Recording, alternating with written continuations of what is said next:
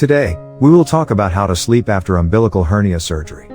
Let's have a look at the details. An umbilical hernia forms when the abdominal wall behind the navel is damaged, which may cause the navel to bulge forward.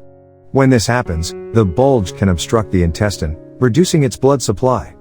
This obstruction can cause tissue death if not treated, as well as abdominal pain. In this video, I am going to show you different strategies you can implement to sleep better after umbilical hernia surgery, regardless of whether you've already had your surgery or you're about to. Keep on reading. The first step is establish a sleep routine. This is a more general suggestion that works even if you don't feel any pain or aren't recovering from surgery. Sleep routines ensure you feel sleepy always at the same time and are a great aid in falling and staying asleep.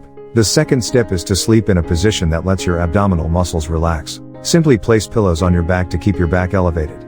This will reduce the strain on your abdominal muscles, which are recovery from the surgery and the stitching together. Most doctors will tell you this before surgery, but still, they might forget, so I'm giving you this tip. After some days have passed, you can remove or add pillows in the right spots to keep your abdominal muscles as relaxed as possible. As long as you feel comfortable and can sleep fine, you have picked the right pillow arrangement. Each person is different, so experiment a little to find out the perfect setup. Extra tip for side sleepers: sleeping on your side is basically impossible after umbilical hernia surgery, but being a side sleeper myself, I know that you just can't fall asleep on your back. If that's the case, your best bet is to place a pillow around your hip area so that you can be somewhat on the side while keeping your body inclined enough to not be in pain. The third step is to take painkillers. It's never easy to sleep when you are in deep pain. And that is why your doctors will likely prescribe painkillers. Remember, you shouldn't self-medicate. Ask your doctor which medications are perfect for your conditions.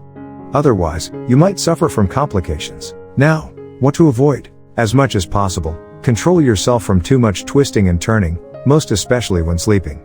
This could cause stress to your wounds. We recommend adding pillows on both sides so you can limit your movements.